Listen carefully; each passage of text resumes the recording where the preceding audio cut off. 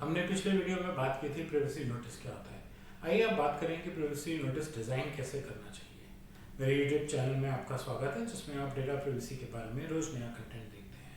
शुरुआत हमेशा की तरह प्राइवेसी क्या है। प्राइवेसी मेरा हक है, मैं तय करूँगा कि मैं अपनी पर्सनल इन्फॉर्मेशन क्या शेयर कर रहा हूँ, किसके साथ शेयर कर रहा हूँ, क्यों शेयर कर रहा हूँ, और क्या मैं उसको अलाउ कर रहा हूँ कि वो मेरी पर्सनल इन्फॉर्मेशन किसी और के साथ शेयर करे। जैसे आपकी ई कॉमर्स वेबसाइट है, या आपकी कोई एप्लीकेशन है, और या आपको मार्केटिंग करने के लिए मेरे से मेरी पर्सनल इन्फॉर्मेशन जैसे मेरा एड्रेस या मेरा फ़ोन नंबर चाहिए, मेरी प्रेफरेंसेस चाहिए, आप मुझसे वो इन्फॉर्मेशन मांगेंगे तो मैं तय करूँगा कि मैं आपको वो शेयर करना चाहता हूँ कि नहीं करना चाहता। इस प्रोसेस को, जिसमें मैं तय कर रहा हूँ और आपको परमिशन दे रहा हूँ, इसे हम प्राइवेसी के वर्ल्ड में कंसेंट मैनेजमेंट कहते हैं। और प्राइवेसी मुझे वो कानून प्रोवाइड करती है कि अगर मुझे लगे कि आप मेरी इन्फॉर्मेशन गलत तरीके से इस्तेमाल कर रहे हैं, गलत जगह शेयर कर रहे हैं, तो मैं कानून की मदद लेके अपना अपना इंटरेस्ट प्रोटेक्ट कर सकता हूँ, अपने आप को सेफ गार्ड कर सकता हूँ।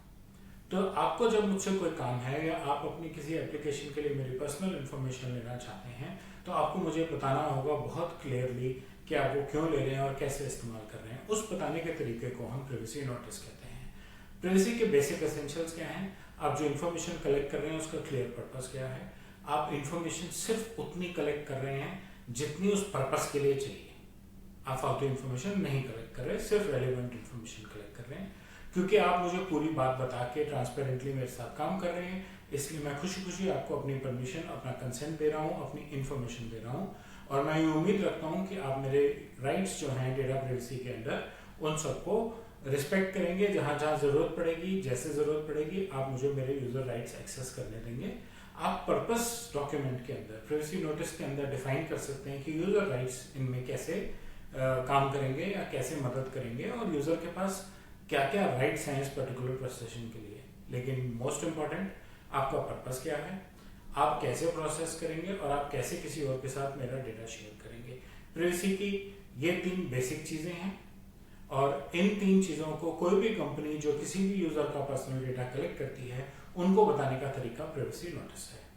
ठीक, इन सब टॉपिक्स, जिन्हें हमने कंसेंट मैनेजमेंट कहा, यूज़र राइट्स कहा, फ्री कंसेंट कहा, इन सब टॉपिक्स के ऊपर मेरे यूट्यूब चैनल पे वीडियोस हैं, आप ब्राउज करके देख सकते हैं। अगर आपको कोई स्पेसिफिक वीडियो चाहिए तो आप फीडबैक सेक्शन में डाल सकते हैं, मैं आपके साथ उसका लिंक शेयर करूँगा। प्राइवेसी नोटिस क्या है? जैसे कि हमने कहा कि जो आप मेरी इंफॉर्मेशन कलेक्ट कर रहे हैं, उसको आप कैसे इस्तेमाल करेंगे, ये मुझे बताने का तरीका जो है, उसे प्राइवेसी नोटिस कहते हैं। आप मुझे एक प्राइवेसी नोटिस इशू करेंगे कि मुझे आपका नाम, पता और फ़ोन नंबर चाहिए, क्योंकि मैं चाहता हूं कि जब मेरी कंपनी को नया प्रोडक्ट लॉन्च करे तो मैं आपको एसएमएस करूं और आपके घर पे एक चिट्ठी भेजूं अपने नए प्रोडक्ट के बारे में।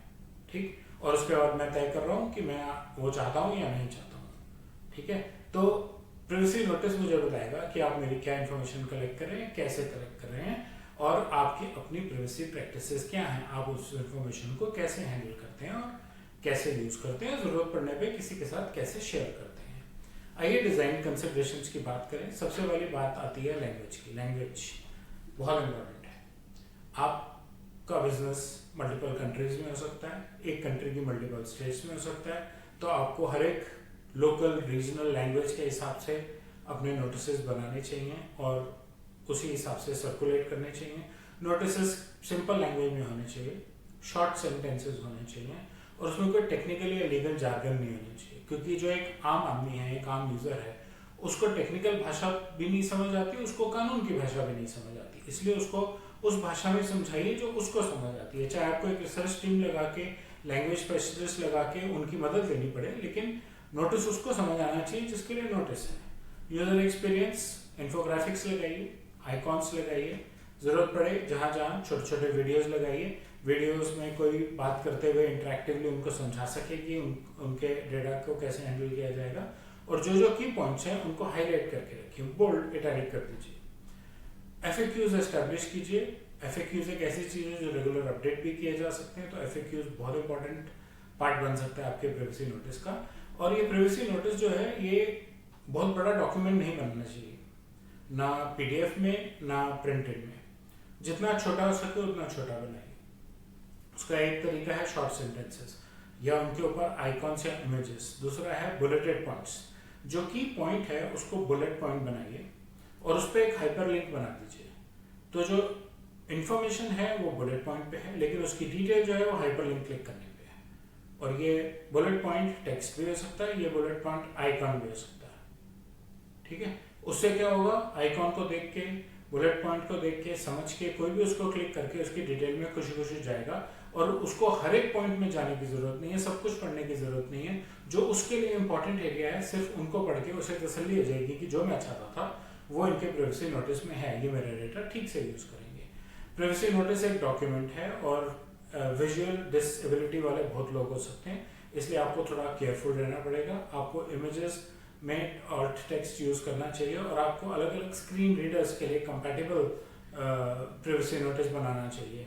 उसकी अलाइनमेंट मोबाइल पे खराब हो जाएगी और लैपटॉप पे ठीक चलेगी, ऐसा नहीं अफोर्ड कर सकते।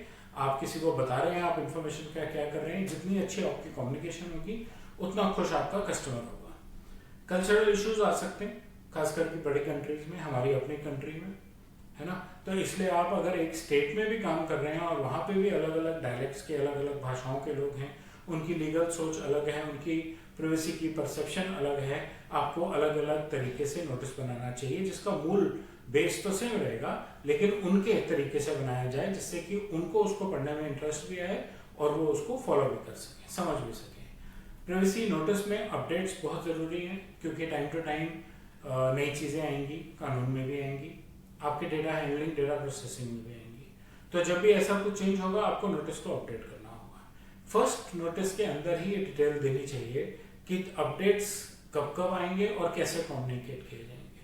कब कब की फ्रीक्वेंसी तय भी की जा सकती है, आप कह सकते हैं मैं हर 3 महीने बाद बताऊंगा कुछ अपडेट है कि नहीं है, राइट। और ये भी हो सकता है, इवेंट बेस्ड भी हो सकता है, मेरी कंपनी में जब एक नया प्रोडक्ट आएगा मैं आपको नया नोटिस भेजूंगा, भेजना पड़ेगा उस प्रोडक्ट की मार्केटिंग के लिए।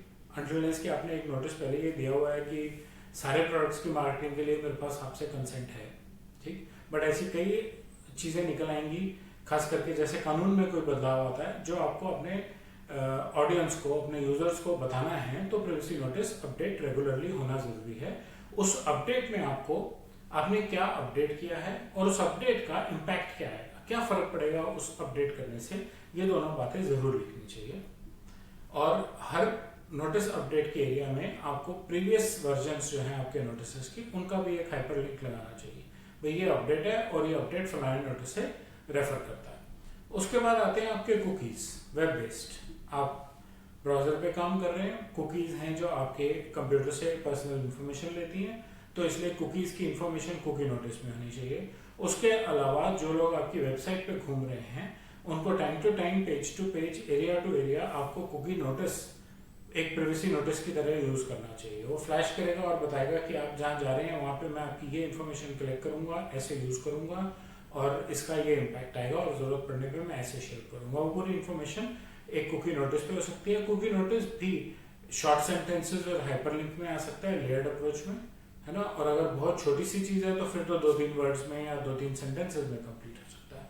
मोबाइल पे आप जब इन्फॉर्मेशन कलेक्ट करते हैं तो आप अचानक इन्फॉर्मेशन कलेक्ट करने जाते हैं। कई ऐप्स हैं, आप उनमें काम शुरू करते हैं, वो अचानक इन्फॉर्मेशन कलेक्ट करते हैं। जैसे आप लोकेशन की इन्फॉर्मेशन है, मोबाइल पे आप कहीं घूम रहे हैं, वो अचानक आपने कोई मैप्स की इमेज लगाई, आपने कोई ऑनलाइन ऑर्डरिंग करने की कोशिश की, तो वो आपकी लोकेशन जज करना चाहता है, तो वो आपको एक mobile popup, just in place notice कहते हैं जिसे, कि वो एकदम पॉपअप करके आपको उसी टाइम बोले कि मैं आपकी इन्फॉर्मेशन कलेक्ट कर रहा हूँ और मैं आपकी लोकेशन इसलिए कलेक्ट कर रहा हूँ क्योंकि मैं आपको यहाँ खाना डिलीवर करना चाहता हूँ या आपका सामान डिलीवर करना चाहता हूँ।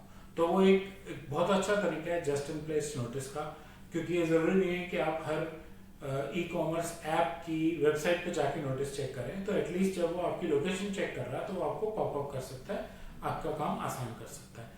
और एक बहुत इंपॉर्टेंट चीज, हर ई कॉमर्स पे, हर कंपनी पे, उनकी वेबसाइट पे उनके यूजर्स के लॉगिन्स भी हो सकते हैं। उस पर एक प्राइवेसी डैशबोर्ड बनाया जा सकता है जो कंपनी की प्राइवेसी की भी रिपोर्टिंग कर सकता है और प्राइवेसी नोटिस जैसे डॉक्यूमेंट्स भी रख सकता है। आपको अपने यूजर्स की प्रेफरेंसेस भी मालूम है तो आप उनके लिए पर्सनलाइज्ड नोटिस भी बना के डाल सकते हैं, जिससे कि यूजर को जब भी वो आपकी वेबसाइट पे आए या जब भी आपकी कंपनी के साथ कुछ काम करना चाहे, अपनी पर्सनल इंफॉर्मेशन शेयर कर रहा हो, तो उसको क्लियरली पता हो कि उसके लिए एप्लीकेबल नोटिस क्या है। प्रिवेसी नोटिस पे फिलहाल इतना ही। आगे चल के हम और चर्चा करेंगे नोटिस के डिजाइन के बारे में भी और चैलेंजेस के बारे में भी। फिलहाल के लिए सिर्फ इतना। अगर आपको मेरा कंटेंट अच्छा लगा तो बेल और लाइक आइकॉन दबाएं। मेरे चैनल से सब्सक्राइब रहिए। डेटा प्रिवेसी का रोज एक नया वीडियो चैनल पे अपलोड होता है, और आपको कुछ पर्टिकुलर इन्फॉर्मेशन चाहिए तो कमेंट सेक्शन में अपना फीडबैक डालिए। धन्यवाद।